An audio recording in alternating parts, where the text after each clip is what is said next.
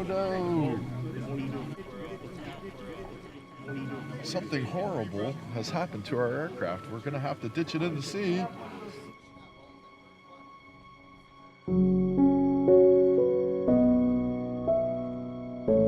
Okay, so now we have an exit. Ditching, ditching, ditching, and you brace for the crash. Crash! After the crash, unbrace. Sit up out of your brace position. Grab the chair.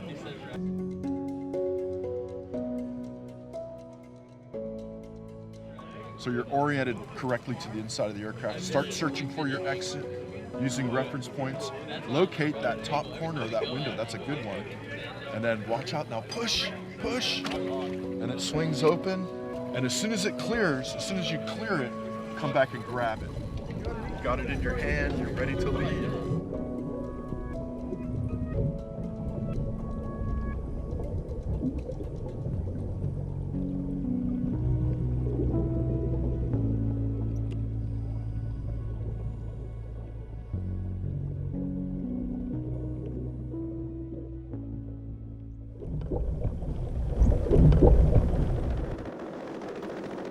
The first instant I knew something was wrong as we were coming in, and I seen water spewing up through the hellhole.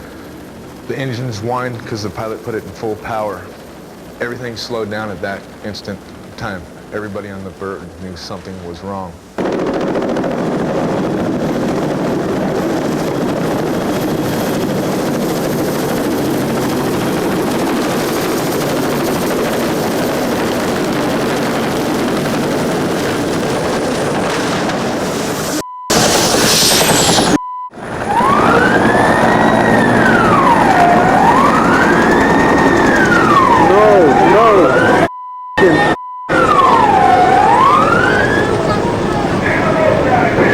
As soon as we hit the water, the disc of the CH-46 window hits me square in the chest. I'm wearing a bulletproof vest. And that's the last thing I remember. I don't know whether my mind shut off or I got knocked out. The next thing I remember is I came to, I'm underwater, and it's very dark. So the first thing I attempt to do is go up and solid, no air. So I go back down and I go hand over hand, looking, because it's very dark at this time, and I find the long bar that runs along the top of a 46. And I go hand over hand over hand on this bar, and I'm filling in the dark. And I find the 50 cal. I hold on to it because I know it's the 50 cal handle machine gun that was in the window, and I put my hand above, no window, I put my hand below, and it goes through, so I know the window's there. So I grab each side of the window and I attempt to pull myself out. I'm unable to, and at this time, I'm out of air. And I start panicking because I can't get out. So I tell myself, calm down. There's an air pocket to your right. I don't know why I told myself that. I couldn't see, but I could feel the air pocket. So I put my lips up in the air pocket and I blew the remaining air in my lungs into the air pocket. And then I took a slow, deep breath. Enough air to sustain me. I was able to get my helmet off, my welding gloves off. I got rid of my M4, I got rid of my saber, I got rid of my hooligan tool. And I grabbed the window and I pulled and I pushed and I pushed and I pushed until I got out. Once I exited the aircraft, I could see the sun. It looked like a little dot. And I was swimming as hard as I could with my arms because my legs weren't working. I broke my back in 6 places. I just pulled my arms, and I finally broke surface. Once I got onto the boat, I damaged my lungs. I'm laying there on my hands, and every time I breathe out, it's just red, and I just thinking to myself, I don't remember drinking red Kool-Aid.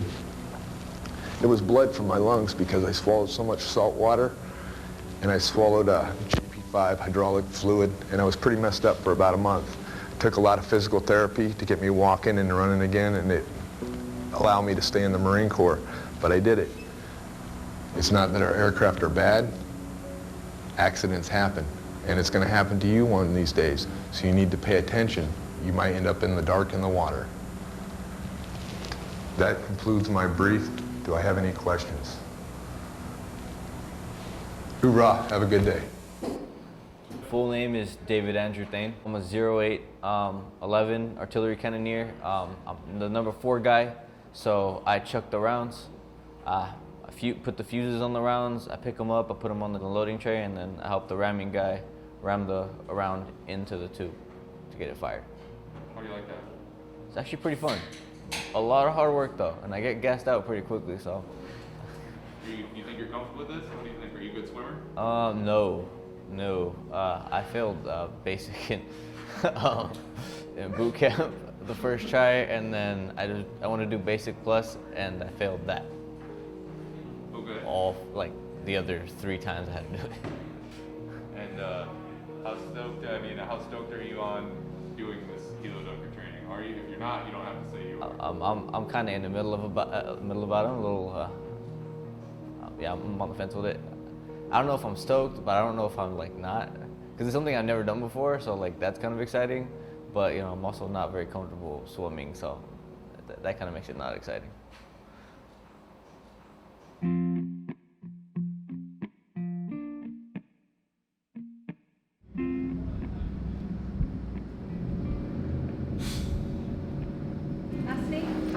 Party. It's wonderful. It's wonderful. You need a little coolness in your life. Thank you so much. You're welcome. It's good for the inflammation. Reduces the inflammation.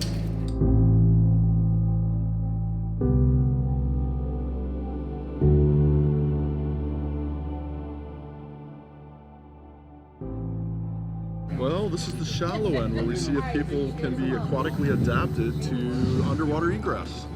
And so that requires certain skills, like use your tactile skills, your sense of touch to realign, to understand where you're at by touching reference points.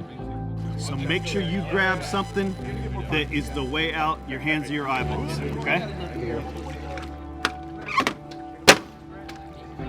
Helicopters go down, so you got to know how to get out of them. All right, let's go through it in your head. Now, this is what you have to do. Tell yourself you have to do it when you go underwater. Ditching.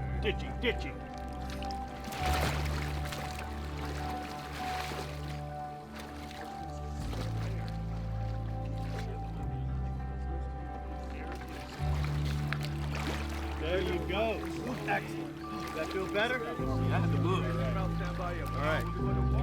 And once they can get upside down and they can escape without being disoriented, then we'll bring them over here. The next skill is, since the Marine Corps gives you an air bottle, you must be able to breathe underwater, upside down. And so with water up their nose, inserting the regulator, and being able to breathe off it. That's really crucial for when you're in a helicopter and it rolls upside down and you get a bunch of water up your nose, for you to sit up and relax and put that thing in your mouth and clear it out and begin your breathing to calm yourself down. The air will allow you to think more clearly. All right, when you're ready, do it. I'm not ready for this. Yeah. Make the jump. Merc it.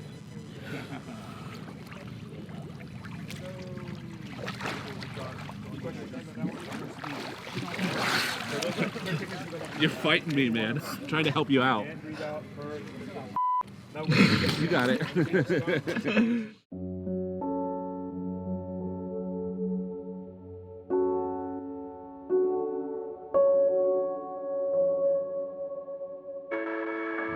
person holding their breath has a limited amount of time, a small limited amount of time to get out. But if they can get on air, they've extended that period of time. And if you can extend the period of time for you to get out, you got a greater chance of making it out. How we doing, Thane? Still working on it. Keep breathing through my nose. I don't know what's going on. Stop doing that. I'm trying to keep my breath not through my nose, but as soon as I start to exhale and I go in for another inhale, I start to breathe through my nose. When you blow out, think birthday cake. When you get a birthday cake and they have the candles lit and they say, "Stop, blow out the candles," you don't go, you don't blow through your nose, right? It's all mouth. You know how to do it because you've blown out candles on your birthday cake. Think like it's a big bubble drink, and you're breathing and you're sucking through your mouth only, right? You don't ever go, and it'd make you choke and gag, right? If you suck through your nose. See if you can go down there and clear it out and breathe off of it. You can pinch your nose off when you stick it in your mouth. You can pinch your nose off so you don't suck through your nose.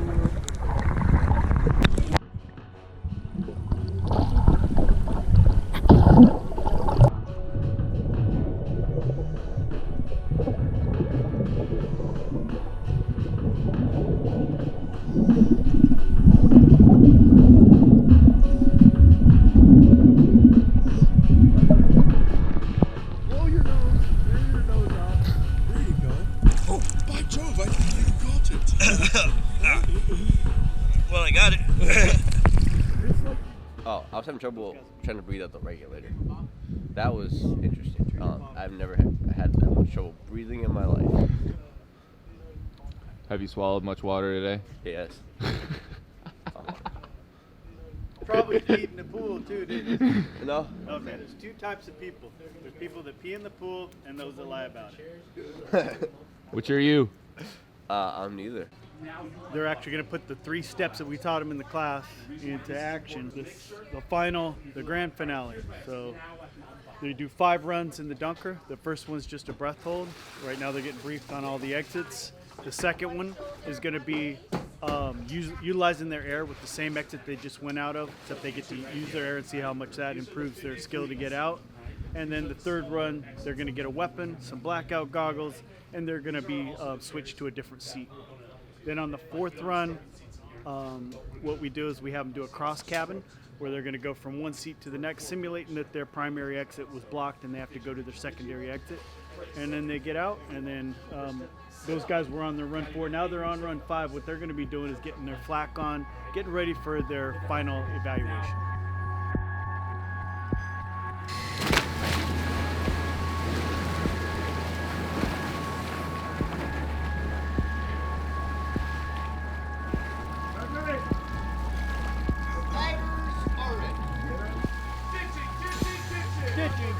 Ditching!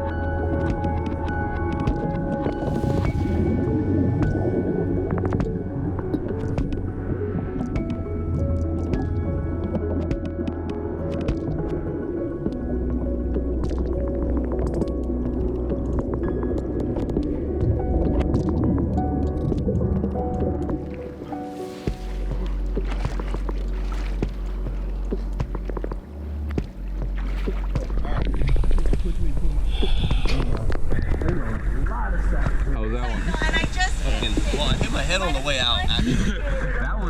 that was interesting. I saw that. All right, right back in, right back in. Right back in. All right.